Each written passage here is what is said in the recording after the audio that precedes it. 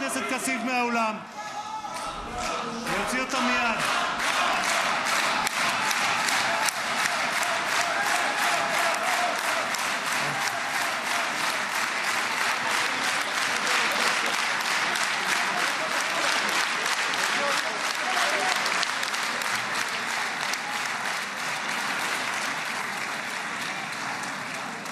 Sorry for that, Mr. President. Thank you. Please.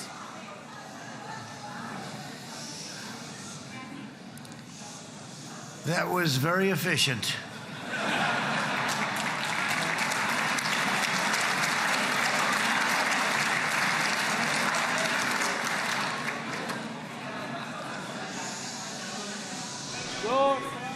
So back to Steve.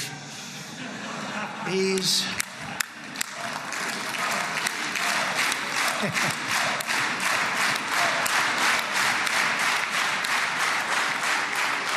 But I tell one story because he was so involved, and then we called in Jared. We need that brain on occasion. We got to get Jared in here. We got to get a certain group of people. But Steve started this all by himself. I call him Henry Kissinger, who doesn't leak, okay?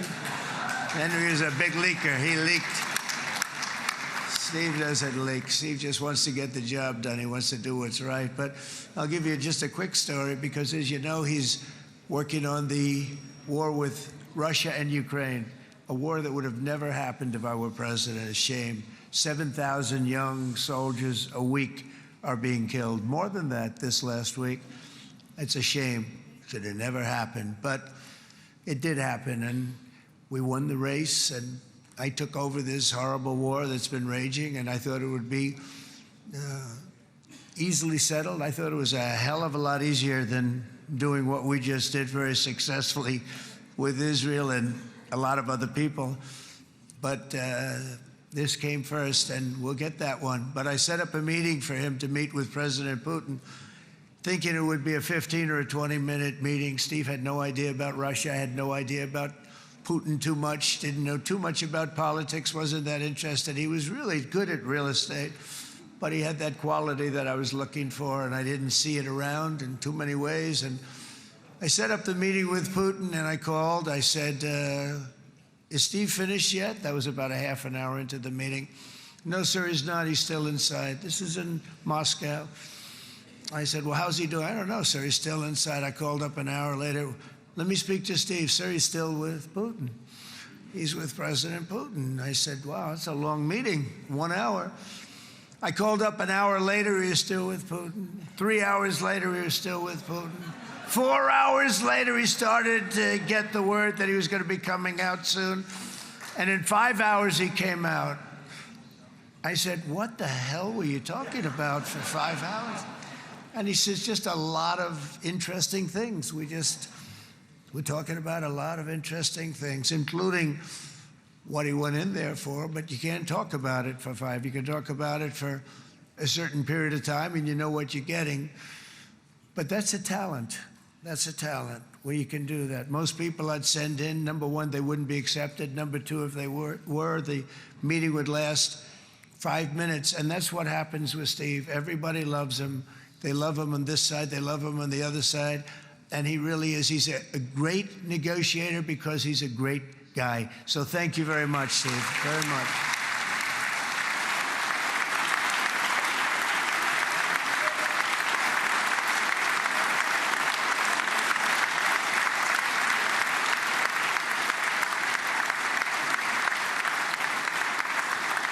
And let me also give a very special thanks to someone who truly loves Israel. In fact, loves it so much that my daughter converted. My daughter converted. I didn't know this was going to happen. And Ivanka's here.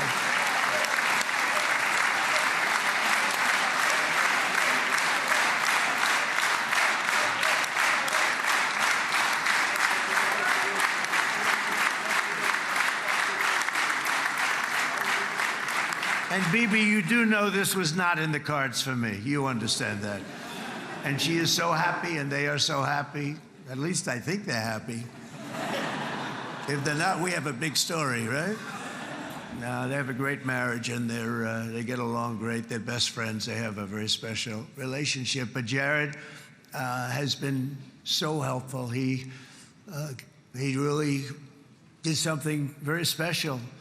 He established the Abraham Accords with a group of very wonderful people. I like calling it the Avraham Accords, because people that, right? Avraham. It's so cool. It's so much sort of nicer, you know? The Abraham versus the Avraham.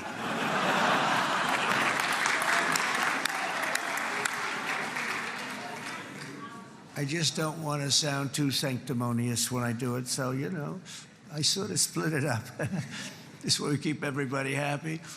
But we have some very great talent, and they have no excuses for anything that's taken place, because we had some unbelievably good people working on this. And then you're going to add a man named Marco Rubio, who is also here. That's right.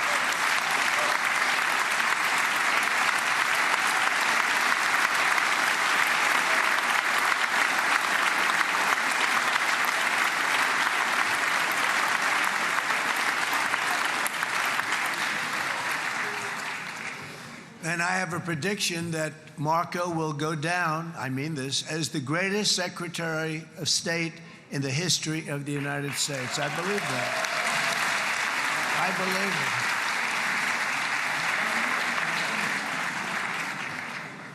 it. And he and I, you know, we really fought it out. You remember, he was tough. He was nasty. Who the hell thought this was going to happen, Marco, right? And now I'm saying he's going to go down as the greatest. He will. He was always smart and sharp, and people respect him. And then we have somebody who's young, but an unbelievable leader. I saw it a long time ago, and he's turned out to be even better than we thought. Right, Susie? I think even better. And that's Pete Hegseth, who is our Secretary of War, formerly Secretary of Defense.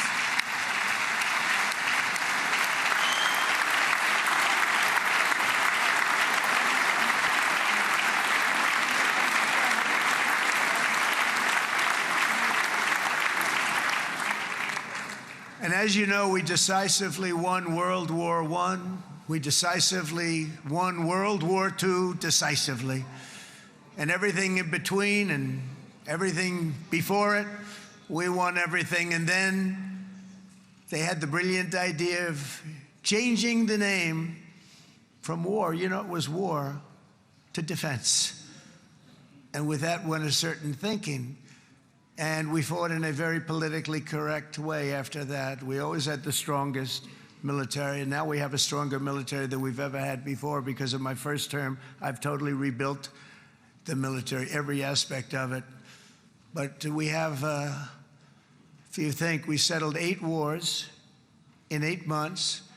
I'm now including this one, by the way, if that's okay. They may say, well, that was quick. Because yesterday I was saying 7, but now I can say 8. The hostages are back.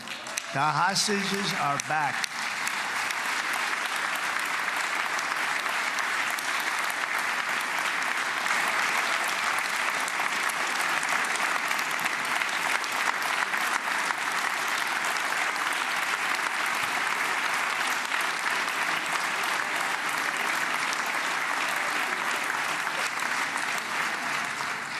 It is a good feeling. Isn't that nice to say? You know, I just said the hostage. First time I said the hostages are back. It feels so good to say it. But when you settle 8 wars in 8 months, that means you don't like war. Everyone thought I was going to be brutal. In fact, I remember Hillary Clinton during a debate, she said, look at him, he's going to go to war with everybody. And actually, she said, he's got a personality that's all about war. No, and my personality actually is all about stopping wars, and it seems to work. It seems to work. But it also means this name change and our attitude that we're not going to go into a war. But if we do, we're going to win that war like nobody has ever won a war before. We will not be politically correct, but we're not going to be there. And I think, you know, as you mentioned, Bibi, before, peace through strength. And that's what it's all about. The United States has the greatest and most powerful military in the, right now, history of the world. I can tell you we have weapons that nobody's ever dreamt of. I only hope we never have to use them. I rebuilt the military. I was proud to do it, but some of the things I hated to do. I hated certain of the weapons because the level of power is so enormous. It's so dangerous, so bad. But we have to do what we have to do. We make the best weapons in the world, and we've got a lot of them. And we've given a lot to Israel, frankly. And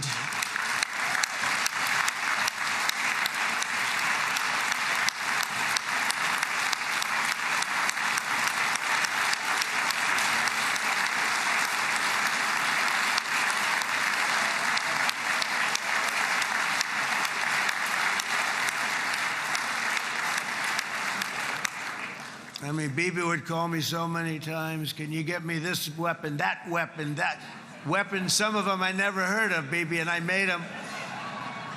But we'd get them here, wouldn't we? And they are the best. They are the best. But you used them well. It also takes people that know how to use them. And you obviously used them very well. But so many that Israel became strong and powerful, which ultimately led to peace. That's what led to peace. So as we celebrate today, let us remember how this nightmare of depravity and death all began. 2 years ago, on the eve of the Simchat Torah holiday, thousands of innocent Israeli civilians were attacked by terrorists, and one of the most evil and heinous desecrations of innocent life the world has ever seen, the worst slaughter of Jews since the Holocaust. The cruelty of October 7th struck to the core of humanity itself. Nobody could believe what they were witnessing.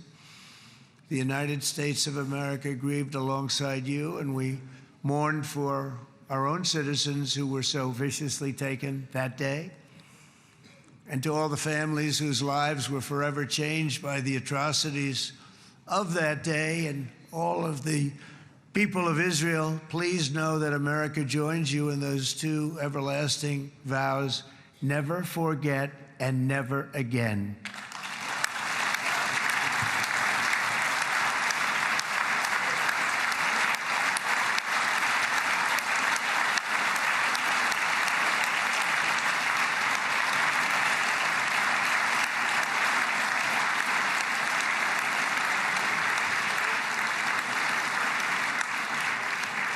From October 7th until this week, Israel has been a nation at war, enduring burdens that only a proud and faithful people could withstand. It was a very tough period of time.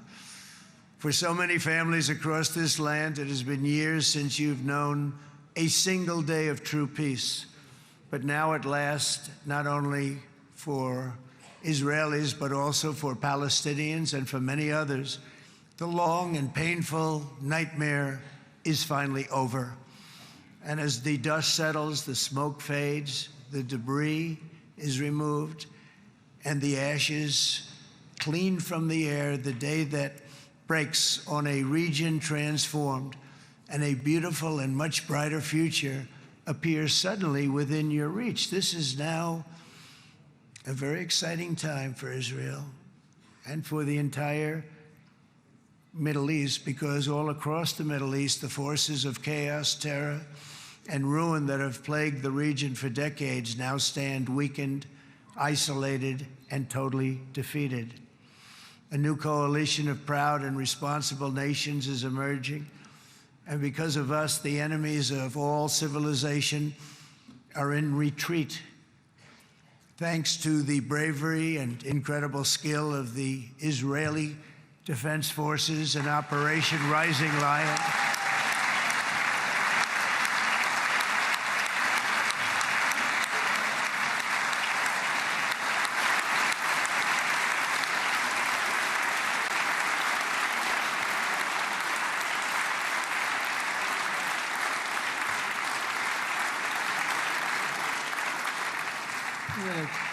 Guy's central casting. Let's put him in a movie. Look at him.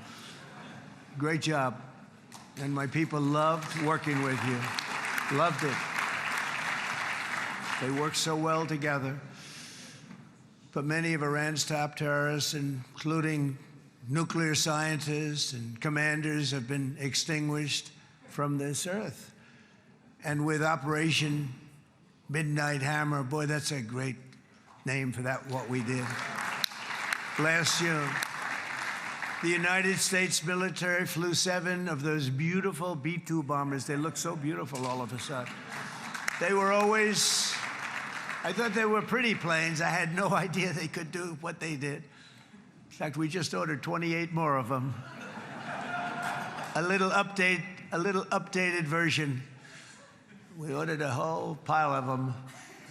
And almost 100 other planes went with them, including fighter jets. And we had 52 tankers, big, beautiful, brand new tankers that were loading them up 4 or 5 times. They've traveled 37 hours back and forth, think of that.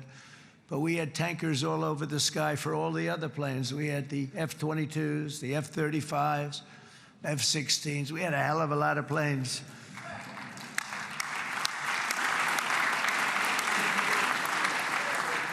So we had 52 gas stations in the sky. That's what they call them.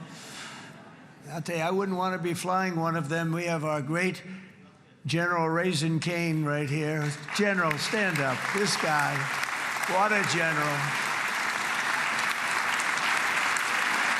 Thank you.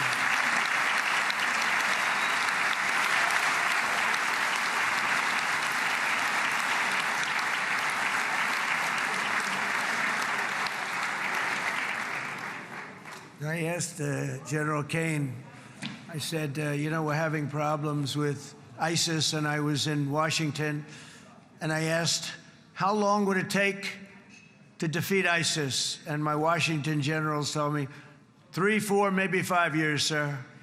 I said, I don't get it. We got the best equipment in the world. Why? So I flew to Iraq, and I met with a man named Cain. He said, what's your first name? He said, they call me Raisin, sir. I said, wait a minute, your name is Raisin Cain?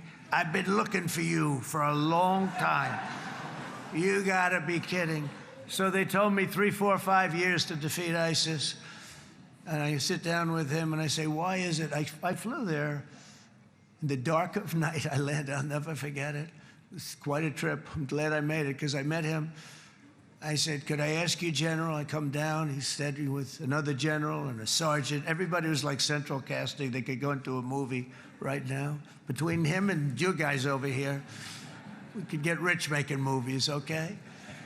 And they got along so great. That's the beautiful thing, that your military and our military, BB, got along so great. But I was told by the television generals in Washington, we have the best equipment in the world. Why is it taking so long? And they said, 4 years. I said, so let me ask you, Raisin, how long would it take you to defeat ISIS? Sir, we can do it in 3 weeks, but you'll probably have some time left over. I said, you gotta be kidding. What the hell are you talking about? They said 4 years. I said, well, sir, look, it's not my place to say, but you're asking me the question. What you have to do is you hit them from the west, you hit them from the north, you hit them from the south, you hit them above, you hit them below. I said, so why didn't they do it?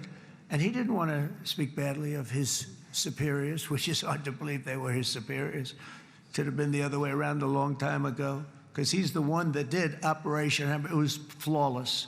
It was flawless. It was absolutely flawless. And I said, so you really think you can do it in 4 weeks? Yes, sir, 100%. You have to do it differently than they were doing it. They were using one base, and it was hundreds of miles away. And he says, we have all these portable bases all over the Middle East. And they didn't want to use them because they didn't want to offend the country where the portable, they wouldn't have even known what the hell the planes were going up, right? They wouldn't have known, but he said, no, they didn't want to defend anybody, offend anybody, and but we can do it in 4 weeks. I said, you sure about that? I'm going to call you back. I'll call you back on Monday. I'm going back to Washington. But you think 4 weeks? Yes, sir, I think we can do it in 4 weeks. We'll have time left over. So I call him on Monday. I say, you think you can do it? 4 weeks. I said, go ahead and do it. He did it. I'll tell you, he did it in 4 weeks, less than 4 weeks. So, General, stand up, please. Again, this is a real general. This is not a television general. He doesn't want to go on television.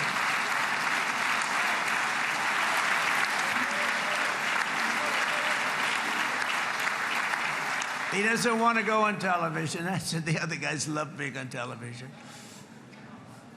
So we dropped 14 bombs on Iran's key nuclear facilities, totally, as I said originally, obliterating them. And that's been confirmed, and everybody understands it. Together we stopped the #1 state sponsor of terror from obtaining the world's most dangerous weapons.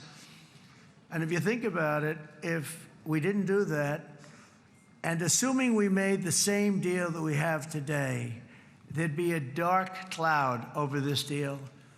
And #1, it wouldn't happen because the other Arab and Muslim nations really wouldn't feel comfortable making the deal that we have now, right?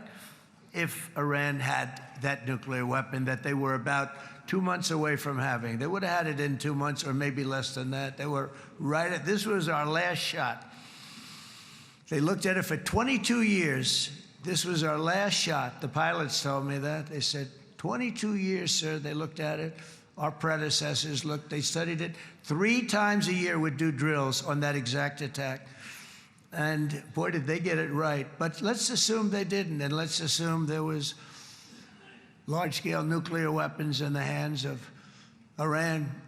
We couldn't be here today. Even if we signed the deal, which we couldn't do because a lot of people would not want to have anything to do with it, we took a big cloud off of the Middle East and off of Israel.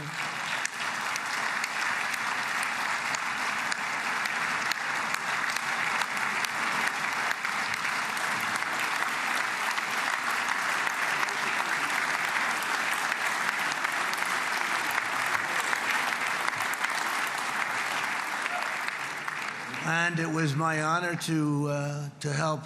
But isn't it true, though, that can you imagine the same, let's assume, Bibi, the same documents, we had everything the same, but you had somebody out there that was, in the opinion of everybody, all-powerful in the Middle East. They took a big hit, didn't they? Didn't they take a big hit? Boy, oh boy. They got hit from one side, from the other. And you know, it would be great if we could make a peace deal with them. And I think that's big. Would you be happy with that? Wouldn't it be nice, I think? Because I think they want to. I think they're tired. Somebody said, sir, they're starting their nuclear program again. I said, let me tell you something. They're not starting anything. They want to survive. The last thing they want to do is start digging holes again in mountains that just got blown up and start. They're not doing it. They want to survive, okay? But I think we have a chance. Steve, you, and I think Jared, come on, I'll call you back for another one. We always bring Jared when we want to get that deal closed. We bring Jared, but Steve, you and Jared and the General and Pete and Marco, you'll get that deal done easy. I think that'll be easy. But first we have to get Russia done. We got to get that one done. If you don't mind, Steve, let's focus on Russia first, all right? We'll get it done. In Lebanon, the dagger of Hezbollah, long aimed at Israel's throat, has been totally shattered. My administration is actively supporting the new president of Lebanon in his mission to permanently disarm Hezbollah's terror brigades. He's doing very well.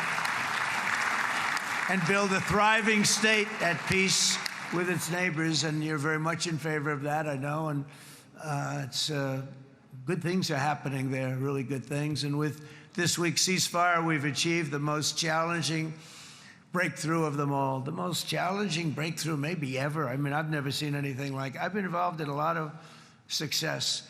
I have never seen anything like what's going on today all over the world.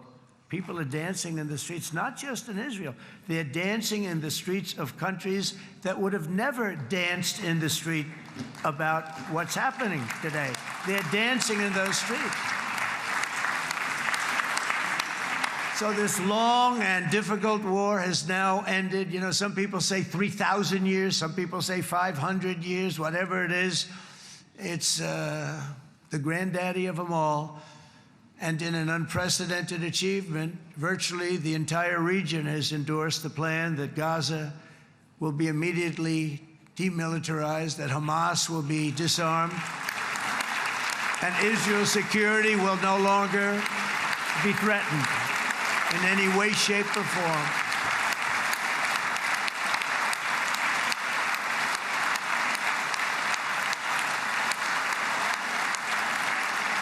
So Israel, with our help, has won all that they can by force of arms. You've won. I mean, you've won. Now it's time to translate these victories against terrorists on the battlefield into the ultimate prize of peace and prosperity for the entire Middle East. It's about time you were able to enjoy the fruits of your labor.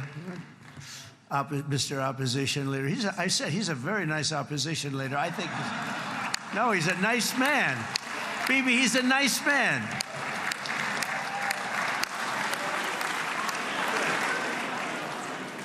He knows what he's doing, right? No, he's a very nice guy. Well, see, now you can be a little bit nicer, Bibi, because you're not at war anymore, Bibi.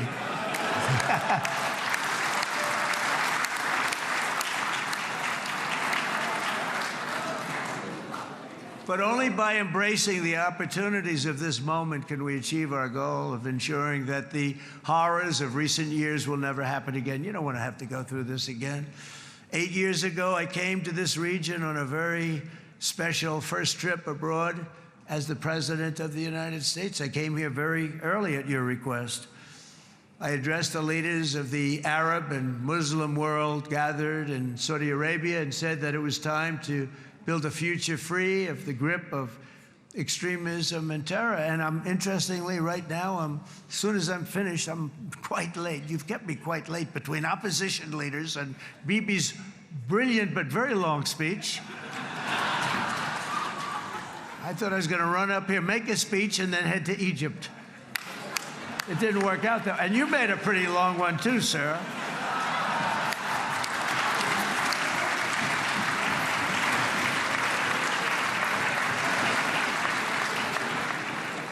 But I liked what you all said. It could be worse. Supposing on top of it, I didn't like what you said. That would be no good, Ron, would it? Ron, you did a great job, by the way, Ron.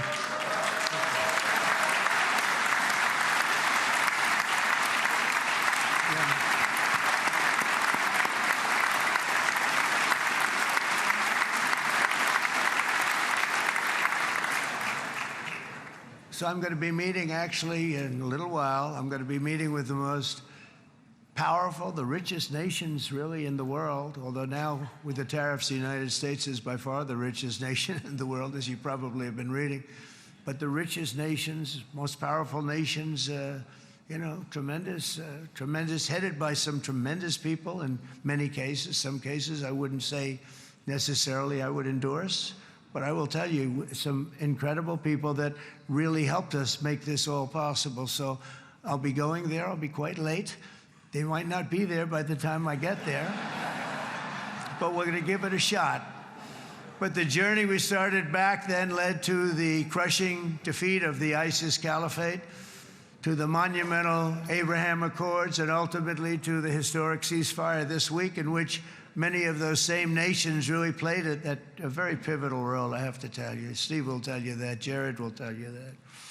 Together, we've shown that peace is not just a hope that we can dream about. It's a reality we can build upon day by day, person by person, and nation by nation.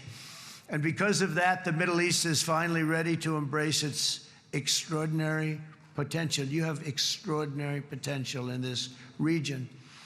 It should now be clear to everyone throughout the region that decades of fomenting terrorism and extremism, jihadism and anti-Semitism have not worked. They haven't worked. They've been a disaster. They've just killed. They've killed. They've backfired completely and totally. They've just totally backfired. Everything that you thought, take it worst case, it's turned out to be worse than that. They have not worked. From Gaza to Iran, those bitter hatreds have delivered nothing but misery, suffering, failure, and death.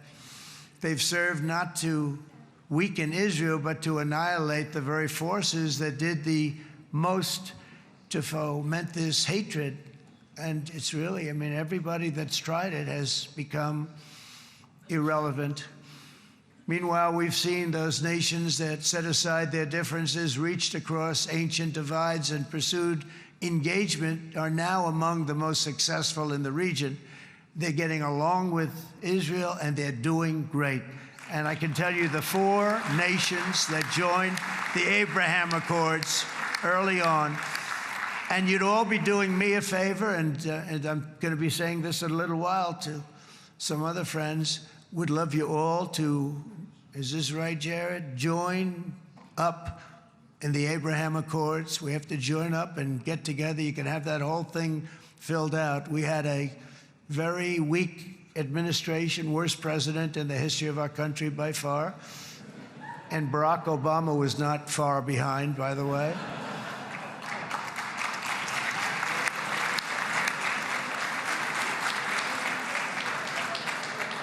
And they did nothing with this incredible document, the Abraham Accords, but now you can fill them up. Now you have peace, you have people that really like Israel. I'll tell you what, and they like Israel a lot more today than they did even 5 weeks ago. You've made a lot of, you've come back. You've come back strong, because it was getting to be a little nasty out there in the world, and ultimately the world wins. You can't beat the world always. I would say to Bibi, it's now time, and he understood it better than anybody, because ultimately, you know, the world's a very big place.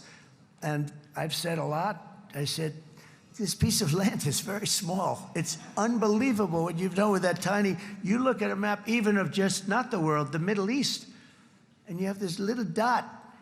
And think of what you've done. It's incredible. It's incredible.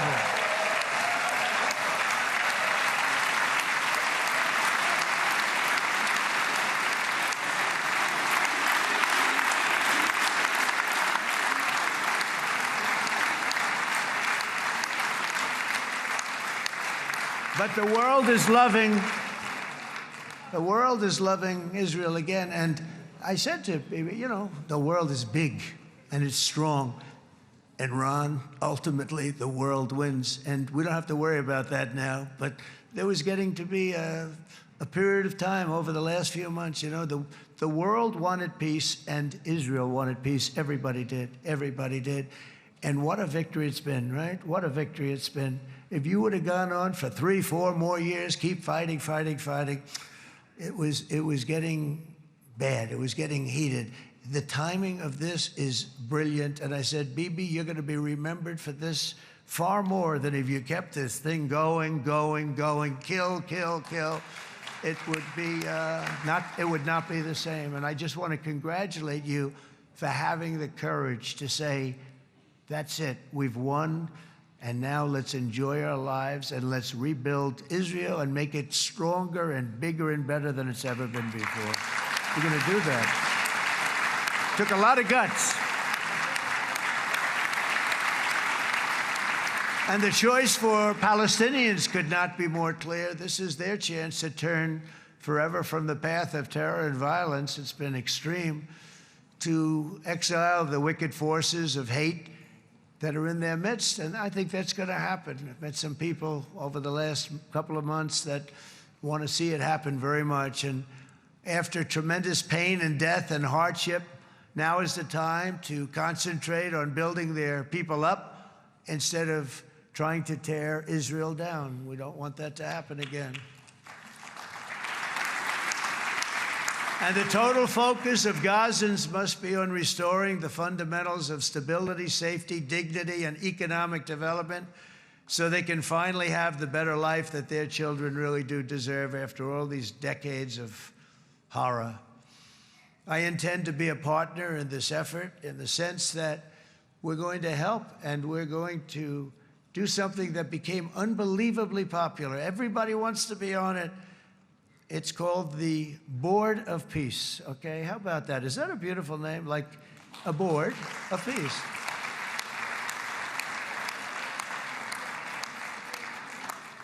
The only bad thing from my standpoint, every single nation involved has asked me to be the chair, and I'll tell you, I'm very busy.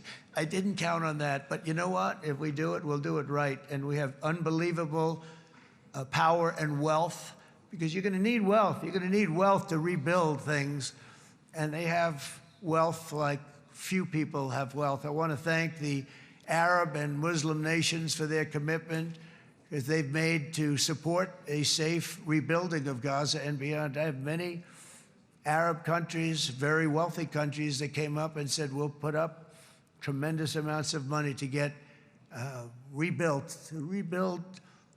Gaza. And I think that's going to happen. The power, they want dignity, they want to come forward, and they want to say, and I want to say who they are, because what they're doing is going to be, I think, something that you're going to be very impressed with, Bibi. And you need that. You need the kind of economic power that they have, and they want to see it work. And they want to see it be safe. And they want to see it be good for Israel, too. And as much money as it will be, and it's a lot, as you can see, it's a lot.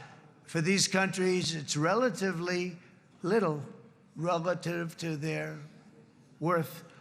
It's really a lot of money like most people could never even conceive. But for these countries, it's not that much, especially because it ensures success and stability in the Middle East, which is what they want to see. So many of them will be with us in Egypt in a little while, I think. I'm not sure. They may be gone. They may have taken their Boeing 747s and left. I said, what kind of a plane do you fly? 747. I said, that's a large plane.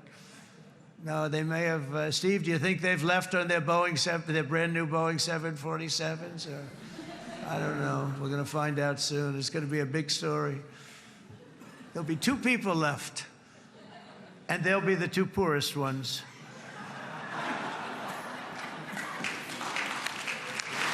But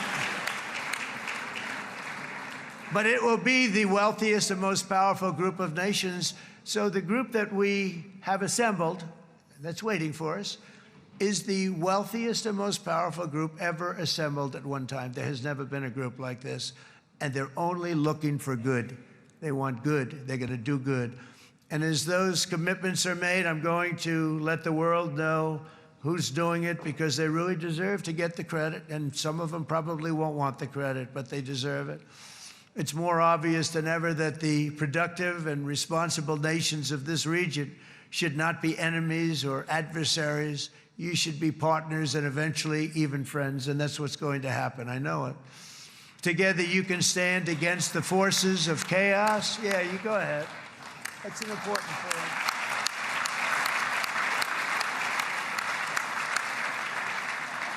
Because you can stand against the forces of chaos that threaten all of your interests, and it's always a big threat, and unleash incredible prosperity and opportunity for all the people of these lands, and that's what's going to happen. You're going to unleash numbers and success, the likes of which Israel has never been able to think of, because you're so firm, and you should be, and you've done the right thing in defending yourself. You're not going to have to worry so much about it. You've won, and now you can build, and you can do things that you never even thought possible. When you put that genius into doing something else, it's going to be something it's going to be a miracle. The miracle in the desert, it's going to be amazing. And it already is in a true sense. But it'll be wonderful when you can spend time thinking about other than war and defense and offense also. To that end, it's my firm hope and dream, frankly, that together the Abraham Accords will turn out to be everything that we thought they would. Those 4 countries were very, very brave in doing it. They did it at a very early point, and every single one of them benefits unbelievably financially. And if you noticed, even in this bad period that we just went through, they all remained a member of the Abraham Accords. They've done unbelievably well. And you know who you are, and I want to thank you. And they've stayed because of loyalty, but they've also stayed because it was really good business. They've made a lot of money being members, and you're going to all, I hope that every one of the countries that we're seeking, Jared, I hope they join quickly. No games, no nothing. Just join, get it. It's going to be a great peacemaker. It's really going to bring it together beyond anybody's wildest dream. So instead of building fortresses to keep enemies at bay, the nations of this region should be building infrastructure to weave your commerce closer together, because you've got to compete with the big world out there in commerce now. It's a different kind of competition. Instead of making weapons and missiles, the wealth of this region should flow to schools and medicine, industry, and frankly, the new hot thing, artificial intelligence. It's a lot of intelligence you're going to have to be throwing off to pay back these sums of money that they're doing. But that's really the hot one. And I might say that the United States, a year ago, was a dead country. I say it to people. I heard it first from the King of Saudi Arabia. I then heard it from UAE. I heard it from Qatar. I heard it from many other countries. A year ago, the United States of America was a dead country. Now it's the hottest country anywhere in the world. It is the hottest. There's no question about it.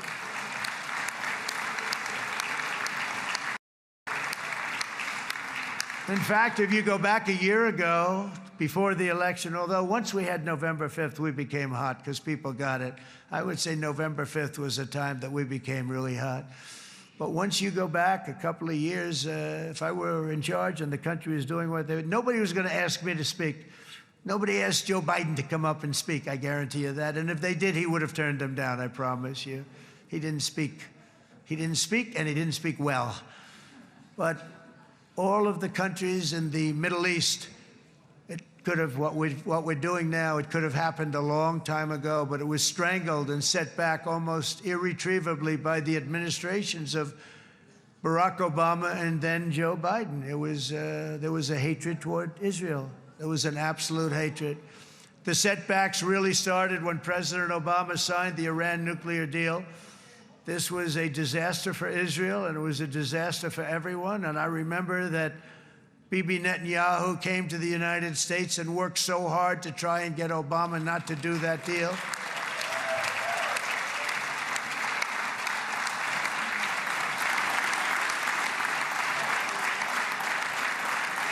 He worked so hard. But it was like talking to a wall. I remember him telling me it was like talking to a wall. They wanted to go with Iran. They chose Iran, frankly, over a lot of other good nations, but specifically Israel. And that was the beginning of a very bad period of time. You had Obama go out, and the Iran nuclear deal turned out to be a disaster. And by the way, I terminated the Iran nuclear deal, and I was very proud to do it.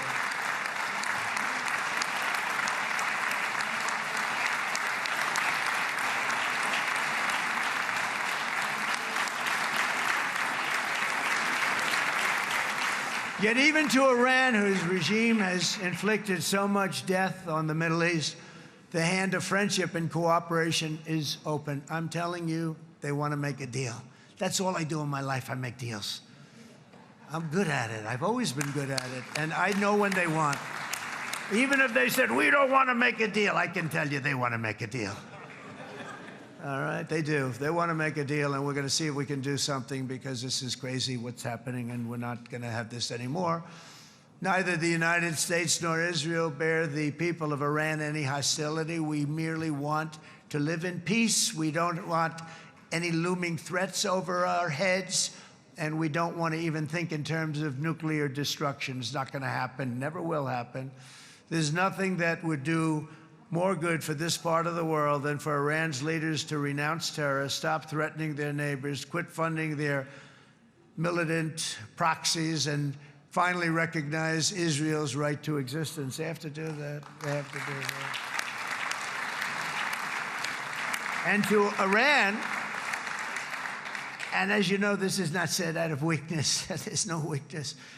But I'm going to say this, that we are ready when you are, and it will be the best decision that Iran has ever made. And it's going to happen. It's going to happen. And they're good people. I know a lot of Iranians in the United States. They're good people, smart, hardworking people. They don't want to see what's happened to their country. The story of fierce Israeli resolve and triumph since October 7th should be proof to the entire world that those who seek to destroy this nation are doomed to bitter failure. The state of Israel is strong, and it will live and thrive forever.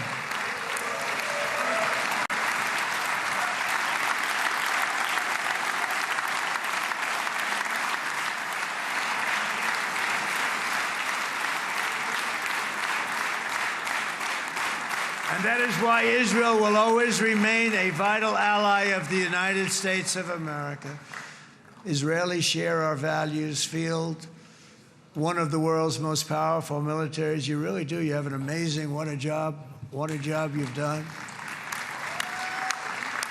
And have one of the most innovative economies on earth. Those are just a few of the reasons why I'm proud to be the best friend that Israel has ever had. And they all say it in the White House. They all say it. I guess it's true because everybody says it, baby. You said it today. Thank you. But as president, I terminated the disastrous Iran nuclear deal, and ultimately I terminated Iran's nuclear program with things called B-2 bombers. It was swift, and it was accurate, and it was a military beauty. I authorized the spending of billions of dollars, which went to Israel's defense, as you know. And after years of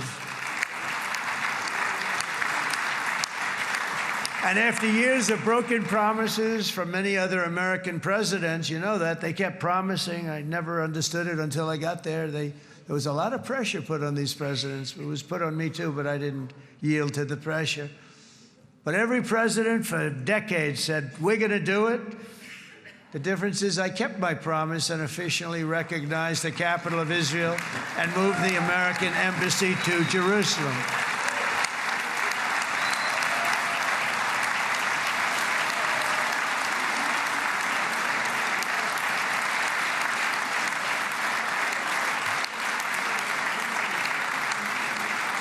Isn't that right, Miriam?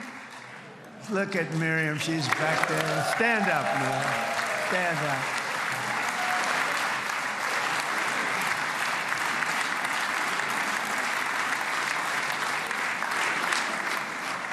Miriam and Sheldon would come into the office. They'd call me.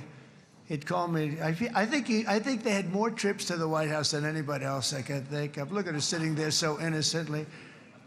She's got $60 billion in the bank. $60 billion. And I think she's saying no more. And she loves Israel, but she loves it, and they would come in, and her husband was a very aggressive man, but I loved him. He was a very aggressive, very supportive of me. And he'd call up, can I come over and see you? I say, Sheldon, I'm the president of the United States. It doesn't work that way. He'd come in, we would do. But they were very responsible for so much, including getting me thinking about Golan Heights, which is probably one of the greatest things to ever happen to Israel.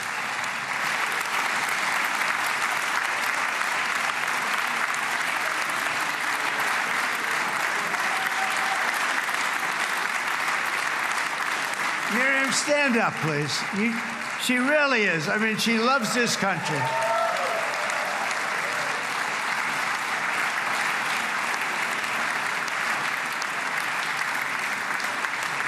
She loves this country. Her and her husband are so incredible. We miss him so dearly. But I actually asked her, I'm going to get her in trouble with this, but I actually asked her once, I said, so Miriam, I know you love Israel. What do you love more, the United States or Israel? She refused to answer. That might mean Israel, I must tell you. We love you. Thank you, darling, for being here. That's a great honor. Great honor. She's a wonderful woman. She is a great woman. I've always stood for the people of this community, and I always will. I'll always be with you. I'm always going to be with you. I guess maybe something could happen to change my mind. Somebody that's really stupid gets into office and wants to do really bad things, but that's about it. And we don't think we're going to have that happen. I hope we're not going to have that happen. And this man is a good man right here. These two men are good men right here.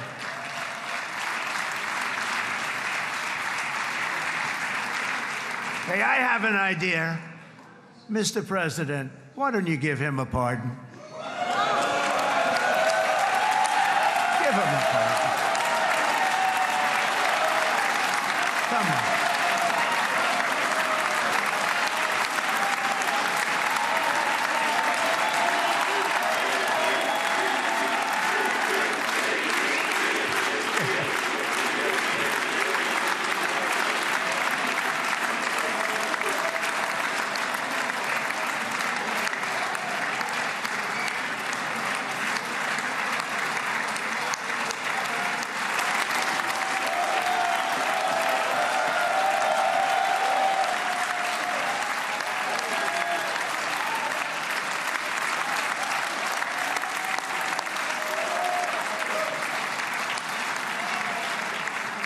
By the way, that was not in the speech, as you probably know.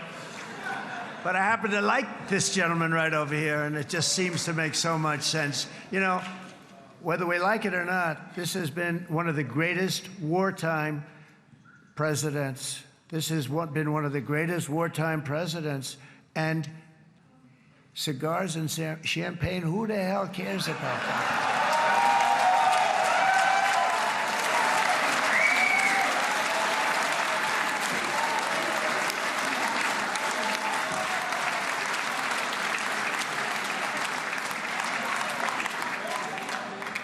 All right, enough controversy for the day, right? Actually, I don't think it's very controversial. So, you know, I mean, I see so popular. You are a very popular man. You know why? Because you know how to win.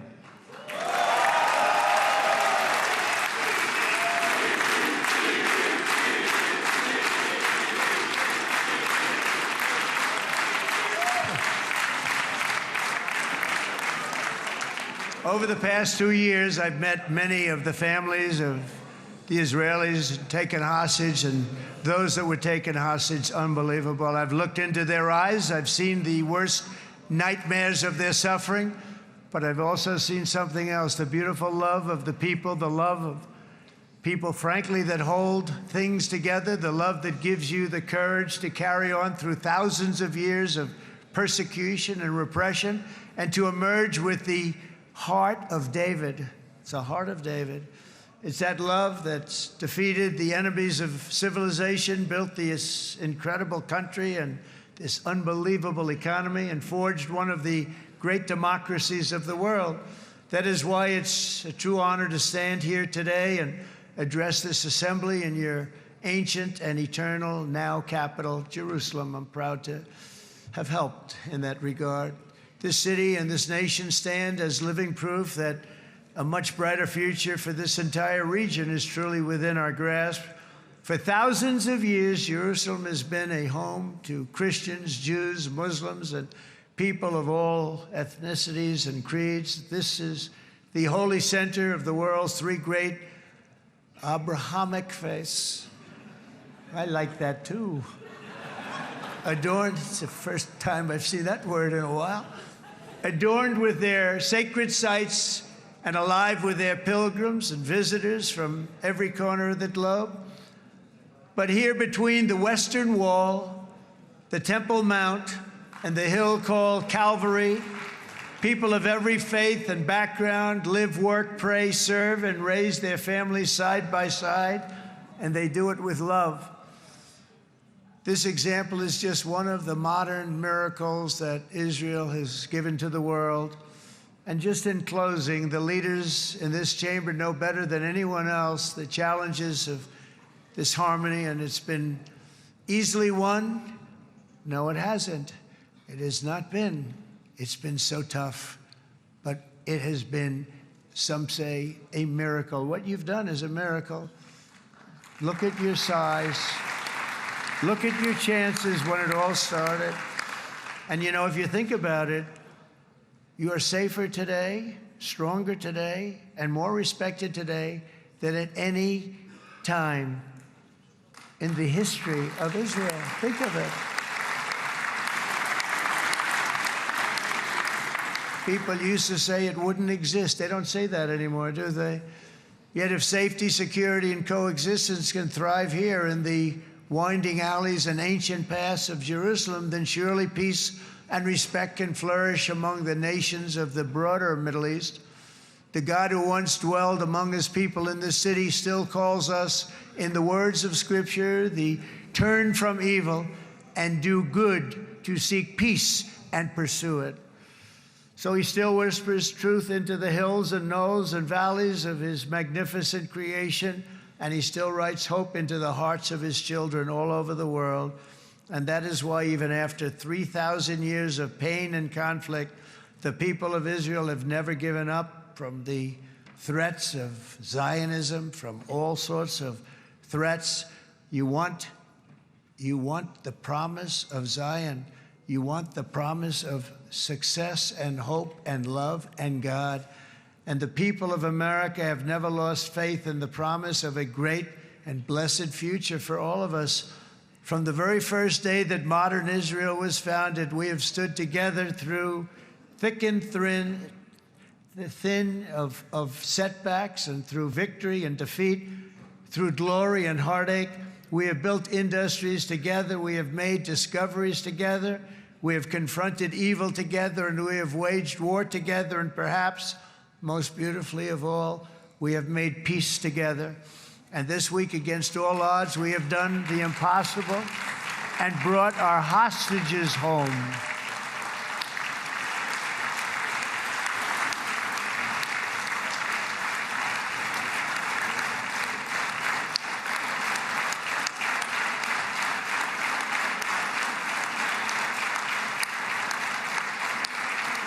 So now we're going to forge a future that is worthy of our heritage. We're going to build a legacy that all the people of this region can be proud of. New bonds of friendship, cooperation, and commerce will join Tel Aviv to Dubai, Haifa to Beirut, Jerusalem to Damascus, and from Israel to Egypt, from Saudi Arabia to Qatar, from India to Pakistan, from Indonesia to Iraq, from Syria to Bahrain, Turkey to Jordan, the United Arab Emirates to Oman, and Armenia to Azerbaijan, another war that I just settled. We are going to have hope, harmony, opportunity, and happiness here in the spiritual and geographic center of the entire world. That's what you are. Israel, America, and all of the nations of the Middle East will soon be safer, stronger, greater, and more prosperous than ever before.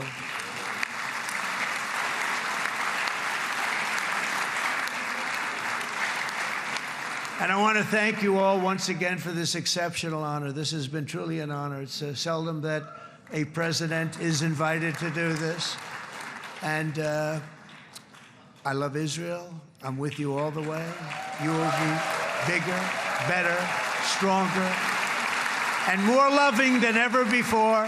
Thank you very much. God bless you. God bless the United States of America. And God bless the Middle East. Thank you, everybody. Good luck. Thank you very much. Thank you.